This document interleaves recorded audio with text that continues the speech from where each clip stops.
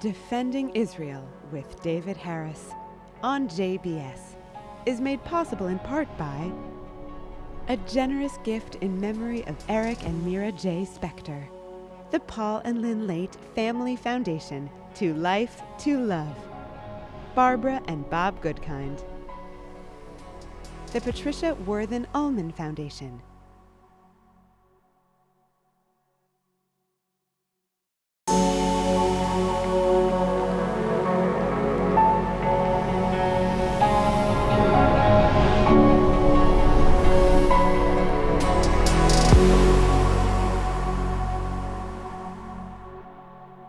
Hello JBS viewers, I'm David Harris, and this is Defending Israel. Our guest is someone that I hope you know. If you don't, you should, and you'll understand why in the course of the next 30 minutes. It's Mark Dubowitz, the CEO of the Foundation for Defense of Democracies, or shorthand FDD. He's an expert, sought out by many, in Washington and beyond on the Middle East, Iran in particular, but also with perspectives on China and the United States that need to be heard as well. Mark, welcome to the show. Thanks so much for having me, David. Mark, first of all, for those viewers who may not know FDD, could you give us a few words of background? Yeah, David, we're a think tank. I like to think of ourselves as an action tank. We were founded shortly after 9/11. Our founder is Cliff May, and he still is the president. He and I are very active in running and building the organization. Interesting thing about FDD was actually conceived of a couple of weeks before 9/11 by the late, great Jean Kirkpatrick, who, as I'm sure your viewers remember, was Ronald Reagan's ambassador. She was a Democrat who had crossed the floor to work with Reagan. And she had brought together a group of people, and she was deeply concerned about the terrorism being directed against Israel in the late 1990s. And she thought that the United States would be next, and that the U.S. was taking sort of a holiday from history. And even though we'd been struck by al-Qaeda throughout the 1990s, we were not responding. And so she thought that it was important that there be a new organization focused on the threat from radical Islam and how that threat was against not only Israel, but against Western democracies. And then 2 weeks later, 9/11 occurred. Everybody got back together and the organization was founded. I joined a few months later. And we've been heavily focused on the threat to Western democracies ever since, from Iran and China and Russia, and obviously radical Islamist groups. Mark, Iran has been very central to your own work, I know. So can you talk to us a little bit, please, about how you see American policy towards Iran today? What explains American policy today? And then, of course, on a parallel track, Israeli policy towards Iran, which has undergone some shift in recent months, which I know you want to talk about. Yeah, I think American policy to Iran today is really underscored by an administration who has a sort of philosophical aversion to using force or even credibly threatening force. And so the Islamic Republic has understood that, and as a result has escalated on multiple fronts. Obviously the regional front through its terror armies, but it's also massively expanding its nuclear program. Most of that nuclear expansion has occurred since Joe Biden was elected and decided to abandon the maximum pressure campaign of his predecessor and really move to a strategy of maximum engagement, maximum deference. And so in response, the Supreme Leader of Iran, Ali Khamenei, understands that he faces no threat of American power and is therefore moving forward on his long-established strategic plan to dominate the Middle East, to eradicate Israel, to expel the United States from the region, and become the preeminent power. So you've got a situation of unfortunately, and I hope this changes, but really a philosophical aversion to taking on the Islamic Republic, which I'll just say, David, anytime America has used American power or credibly threatened American power, the Islamic Republic backs down because they fear that the United States could bring down their regime. And this has always made them more cautious in the past. Mark, because we're in election season in the United States, is FDD a partisan or nonpartisan organization? I think it's important to specify here. We're a strictly nonpartisan organization. We've worked with multiple administrations, Democratic and Republican. We do a lot of work in Congress. We actually have a organization called FDD Action, which is a C4 lobby organization, which works on the Hill on these issues and works with Democratic and Republican offices. So let's stick with the Biden administration, and I assume you're also critiquing the Obama administration, which was the lead organization, the lead country on the JCPOA of 2015. What explains it? Is it simply an aversion to the use of force, an aversion to the prospect of potential war, or is there some misguided belief in the intentions of the Iranian regime and the ability to work with it? I certainly think during the Obama administration, there were misguided intentions, a belief fundamentally that if you engage the mullahs, you can integrate them into the sort of global community, maybe flood them with cash, turn them into kind of more pragmatic or responsible stakeholders. I would say, David, that view of how to deal with tyrannical regimes, this idea that you can seduce the hard men of Tehran, was also a view adopted by Republican administrations and Democratic administrations with respect to China. You mentioned China earlier. This, again, the idea that you can seduce the hard men of Beijing by bringing them into the WTO, making them rich, and therefore making them moderate, was a view adopted by presidents since Richard Nixon. And that view, I think, turned out to be mistaken. We made China certainly rich, but we made them much more powerful, much more dangerous. So this view that you can seduce, engage, and integrate these regimes into the international community and that somehow that will moderate them is a view that the Obama administration had with respect to the Islamic Republic of Iran, and that was very much Obama's engagement strategy through his 8 years in office. But the people in the Biden administration, and I'm a nonpartisan as you are, Mark, but they're not unintelligent people. I mean, they see the march toward nuclear weapons capability. They see Iran's expanding muscularity in the region. They see Iran's support for Russia, including now the provision of missiles in addition to drones. They see those things surely as you and I see them. Why do they draw such different conclusions in the end, even after all these years of wanting to believe that one can engage the hard men of Tehran, as you call them? I ask them those questions at every opportunity when we get together, and we always end up in this sort of philosophical argument about the use or the credible perception of American power. And again, it's just this view that if we apply power, whether it be in the Middle East or around the world, the enemy will escalate, and it's better to seek off-ramps and use confidence-building measures, and obviously resort to diplomacy to try and solve these problems or at least de-escalate in order to seek some kind of resolution. It's very much a philosophical disagreement that I think certainly I have with the Biden administration that I had with the Obama administration. I mean, I think when it comes to the Islamic Republic of Iran, the record is clear that when the United States of America, dating back to Ronald Reagan's decision to sink half the Iranian Navy in order to punish the Islamic Republic for interfering with international shipping, that was a clear decision by Reagan, and the Iranians backed down.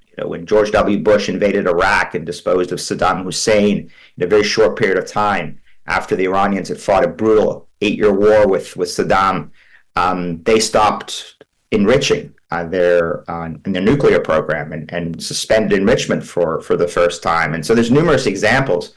Certainly when Donald Trump killed IRGC Quds Force Commander Qasem Soleimani, after warning him that if he touched an American or harmed an American in any way, and he proceeded through his surrogates to kill an American, and Trump killed him, the Iranians backed down and they stopped escalating their nuclear program for 11 months until President Biden was elected. So there's numerous examples of the Islamic Republic backing down in the face of American power. And yet when you have these debates with senior officials in the Biden administration, these are not convincing arguments. Their view is that the regime will only back down if the United States engages in diplomacy and seeks some kind of understanding and some kind of resolution. They're under no illusions that this regime is moderate in any way, but they think they're pragmatic. They're interested in preservation, and they can do deals with them. And their critique of the Trump 4 years, notwithstanding the Soleimani assassination, was maximum pressure, but with no game plan to get to an end goal. Absent the JCPOA, the 2015 deal, there was no clear pathway for the Trump administration. Was that a fair critique on the part of the Biden administration? I actually think the Trump administration had a clear objective, which was to negotiate a longer, stronger, and broader nuclear deal that dealt not only with the fundamental flaws of the 2015 JCPOA, but on the nuclear side, but also expanded it to deal with Iran's expanding missile program and regional aggression. So they had a clear objective. Interestingly, that objective was adopted by the Biden administration, which came into office using very much the same language of a longer and stronger and broader deal. They've spent almost 4 years trying to get that deal and are further away from any kind of diplomatic resolution than when they started. And obviously, the Islamic Republic is much more aggressive in the region. Certainly October 7th was an example of that, but not the only example, as the regime has used its proxies to shut down the Red Sea, has killed American troops in Jordan, and has massively expanded their nuclear program since the Biden administration came into office and announced publicly that was their number one priority with respect to Iran policy, was to either get back into the JCPOA and then use that as a predicate to negotiate this longer, stronger, and broader deal. So under Trump, the Iranians, especially after the killing of Soleimani, were shaken and had no idea what President Trump was going to do next. And so they were much, much more cautious after that takedown of Soleimani with respect to their nuclear program and even their regional activities. Mark, the Israelis cite the fact that they are at war on 7 fronts in the Middle East. But the common denominator of those 7 fronts is the first front, which is Iran. You've noted that in recent months, Israel may have shifted its strategy towards Iran, or its goals at least. Can you talk a little bit about that to JBS viewers? Yeah, I think it's really important also to step back and understand what Ali Khamenei, the supreme leader of Iran's strategy is, and how the Israelis and the Americans have been responding to that strategy. And it's a complicated strategy, but let me summarize it as simply as I can. Khamenei has made it very clear that by the year 2040, he wants to eliminate the state of Israel. Is in fact a clock in Palestine Square in Tehran clicking down the years, the months, and the days to that elimination date. His operational plan really has been to wage a war of attrition against the Jewish states, as you say, using these terror armies, creating a ring of fire on multiple fronts. And he's also expanding his nuclear program. Now, he says he doesn't want nuclear weapons, so let's put that aside for a second. But the strategy really is a conventional strategy. It's to use these terror armies to make life miserable in Iran. Life miserable in Israel. He's also made life miserable in Iran for his people. But to really drive out the best and the brightest Israelis, right, who at some point reach a decision they can no longer live in Israel because of the terrorist attacks and the missile attacks and having to send their kids to fight. And so the best and the brightest leave, and that leaves behind this rump, and then he can move in for his kill shot. And he does this in parallel with trying to drive the United States out of the Middle East and drive a wedge between the U.S. and Israel so that the U.S. will not be there to defend Israel. On the nuclear side, he expands his nuclear program, develops nuclear weapons. Now, whether he uses those nuclear weapons directly or not, we can debate. I don't think that's his strategy, though one should never exclude that. But the nuclear weapons are used for threatening nuclear escalation. The idea that if he threatens nuclear escalation, any American president, Republican or Democratic, will ask an Israeli prime minister to stand down and will limit the operational freedom of the IDF. And if we want any textbook example of that in operation, look at Vladimir Putin, who has threatened to introduce tactical nukes into the battle space in Ukraine. And President Biden has certainly until recently refused to give the Ukrainians the kind of long-range weaponry that they need to be able to hit Russian forces that are mobilizing on the Russian-Ukrainian border. So threaten nuclear escalation, get an American president to stand down or to narrowly circumscribe the operational freedom of a allied army. That's Khamenei. And so he wants to turn Tel Aviv into Kyiv and he essentially wants to use nuclear weapons in order to undermine Israeli operational freedom. That's his strategy. Okay, if that's the strategy, he's winning. And now he's spending 80% of his time today and over the past few years thinking about how to kill Israelis and Americans, and maybe 20% of his time thinking about how to defend his own regime against his people, who have been on the streets since 2009 yelling death to the dictator. President Obama, are you with us or are you with the dictator? And 2009, the Green Revolution gets crushed. Khamenei says to his security forces, we were on the edge of the cliff, and clearly the Americans did not decide to push him off the cliff. The protests go dormant. 2017, they come back. And every year, David, since 2017, 18, 19, 20, 21, culminating in the Women Life Freedom protests in 2022, 2023, when Iranian women were on the streets now yelling death to the dictator. And so we need to change the strategy. We need to get it from 80-20 to 20-80. If it's 20% of the time he spends his resources trying to kill us and the Israelis, and 80% of his time defending his regime against his own people, we got a pretty good chance of bringing down that regime.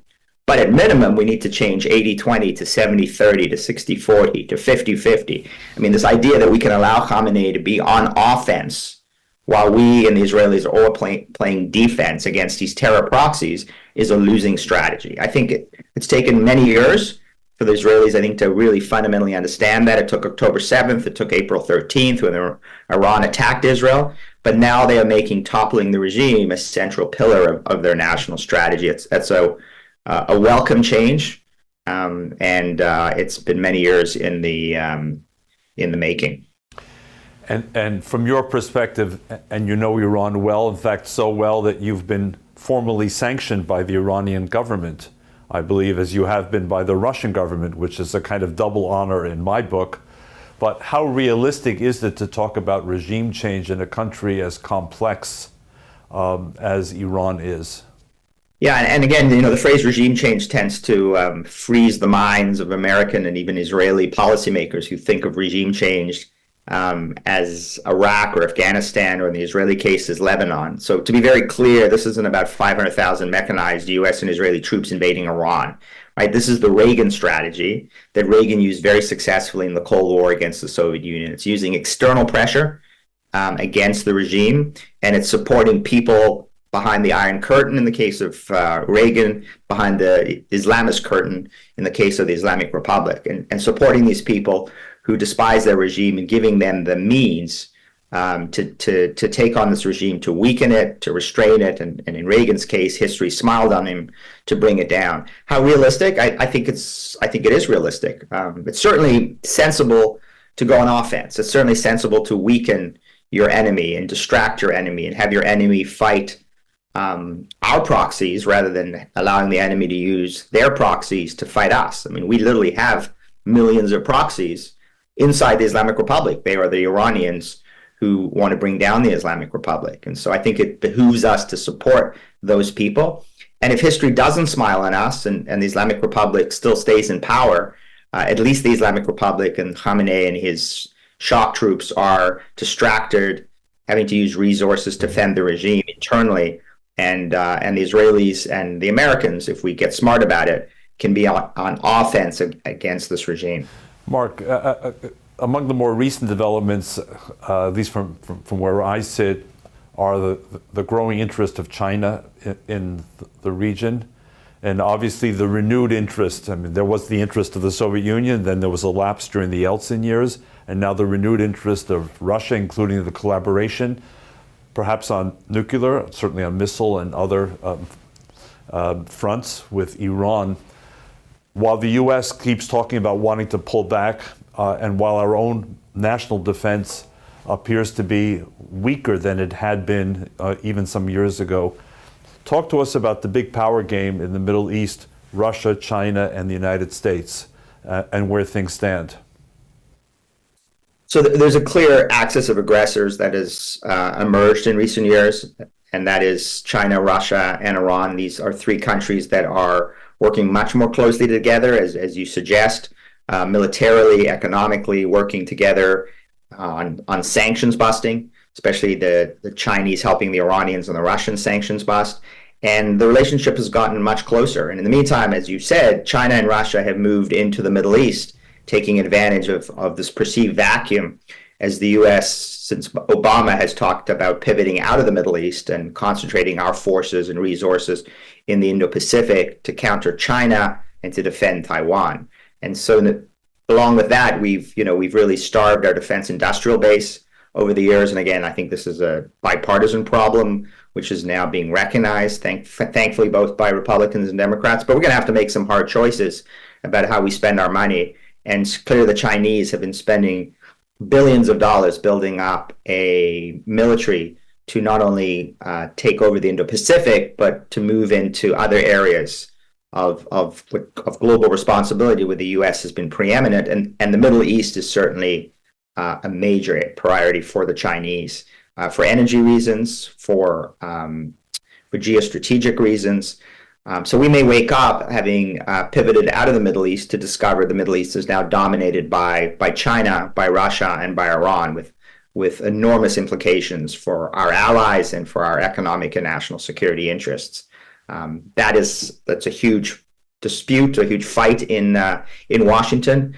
We can talk about where that might go under a Harris administration or a Trump administration, particularly with growing isolationism in both parties, which our enemies are perceiving and taking advantage of.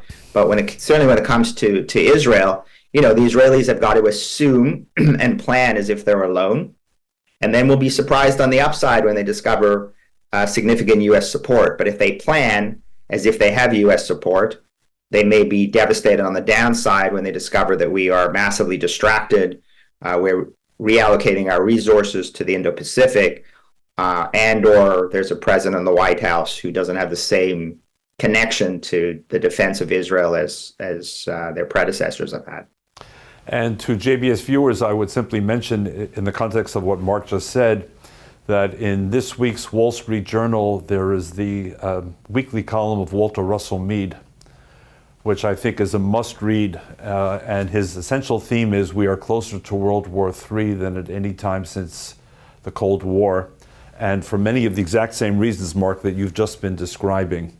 We have 5 minutes or so left, and I've got 100 questions, and they're not all multiple choice or yes or no, but let me give it a shot.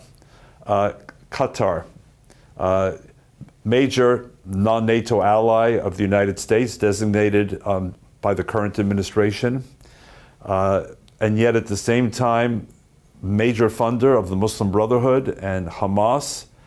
So Qatar, friend or foe? Do we have the right strategy toward Qatar? Do we need a complete revamp? So I think Qatar I'd classify as a frenemy, moving more closer and closer to being an enemy. The Qataris have run the most successful influence operation inside the United States in American history. They've spent... That's quite a statement. Well, I can't think of anyone who's been more successful. Others have tried, certainly. Others have tried. The Chinese are trying. The Russians are trying. But what they've done is they've used money to buy off significant chunks of America and investing in Wall Street, private equity, venture capital, in politics and policy, in universities. And that's what I was going to get to. And universities, having spent billions of dollars to really take over the Middle East departments and expand that even beyond their beachheads in Middle East studies departments to the broader academic community. And so the Qataris have done this while positioning themselves, as you said, as, quote, a major non-NATO ally, a good friend, a interlocutor of choice, the only country that can speak to our enemies. They've got close relationships with Iran, as you say. They are the Muslim Brotherhood, not only financing the Muslim Brotherhood, they threaten our allies like Saudi Arabia and the UAE and Bahrain and others. And they have been not only the funder, but in some cases the progenitor of terrorist organizations that have threatened and killed Americans. So do we need a new Qatar strategy? No doubt we do. And Turkey, NATO ally, very much at the center of the world vision of several U.S. administrations, even since Erdogan took power early in this century. Do we have it right with Turkey, or again, do we have a blind spot? Well, we have the same blind spot with Turkey that we have with Qatar, is not recognizing that, again, this is a Muslim Brotherhood government. And for your viewers, I know who follow these issues closely, they understand the Muslim Brotherhood. The Muslim Brotherhood is the sort of other side of the coin to the Islamic Republic of Iran. This is the Sunni side of the street. This is the radical Sunni extremists, and they've got both in Doha and in Ankara two powerful countries, two powerful leaders, and in the case of Turkey, a very powerful military that supports this Muslim Brotherhood vision that's fundamentally transformed Turkey from a secular, pro-American, pro-Israel country into increasingly an Islamist authoritarian country. So we certainly have it wrong with Turkey. There's much we can do, by the way, and maybe I can come back to discuss what to do about Qatar and what to do about Turkey, because at FDD, we don't just like to admire the problem. We like to come up with actionable solutions, and we've been hard at work on the Hill and working with administrations on a number of actionable solutions to how to deal with our adversaries, China, Russia, Iran, as well as our frenemies like Qatar and Turkey. Love to have you back. Very quickly, how concerned are you about Egypt today and what was exposed in Rafah in particular? From your perspective, was that with Egyptian government knowledge, the tunnels, the smuggling? Was it with a blind eye? What was happening? And then my final question to follow, there's a shift again in the Islamist direction in Jordan. Egypt and Jordan are two countries that are absolutely critical to Israel's strategy. How much should we be worrying? And you've got about 60 seconds to give our viewers a taste, and we'll have you back. So Khamenei is targeting Jordan. He wants to bring down the Hashemites and turn Jordan into Gaza, into an Iranian-controlled terror state that is a security nightmare for Israel and for the United States. Egypt, the Egyptian government was complicit in the building of these tunnels, knowledge, payoffs, and we're going to have very tough conversations with our Egyptian friends. Certainly, we want to make sure that the Egyptian government stays in power. That would be, again, a security nightmare if the Muslim Brotherhood downed the Sisi government and we had an enemy on Israel's southern border with a ninth front, where Israel would be fighting not only Iran, but also fighting the Muslim Brotherhood. Both the eighth front being Jordan, the ninth front being Egypt as well. I'm just going to slip in a very quick question. Is foreign policy sufficiently being addressed in this presidential election? When you watch the debate and the various speeches and all, does it seem frivolous and a bit trivial to you on both sides? Or are they getting at the hard issues, as Walter Russell Mead said, as we are closer to World War III than at any time since the height of the Cold War? So I think Walter is exactly right, and we are being, and what is that expression, bred in circuses? I mean, we're being, entertained by, I think, frivolous and superficial is being kind to the both candidates with respect not only to foreign policy, but domestic policy as well. It really is a sad state of political affairs. David, you and I have been around for a long time, and I've never seen it worse in terms of just the frivolity and the silliness of our political season, given the existential threats that exist around the world. And on that very serious note, Mark, I want to thank you. As we discussed, let's have you back and continue the conversation. And JBS viewers, you need to know Mark Dubowitz. You need to follow him on X/Twitter. You need to know more about the Foundation for the Defense of Democracies and the key role they're playing, not just, as he said, in description, but even more importantly, in prescription for what we need to do to address these issues. This is David Harris, defending Israel, and looking forward to seeing you again next week.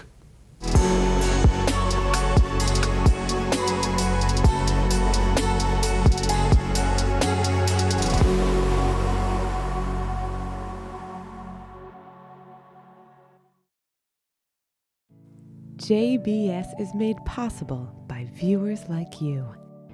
This high holiday season, as a thank you for your tax-deductible support of our programming, you can request a signed copy of David Harris's new book, On the Front Lines.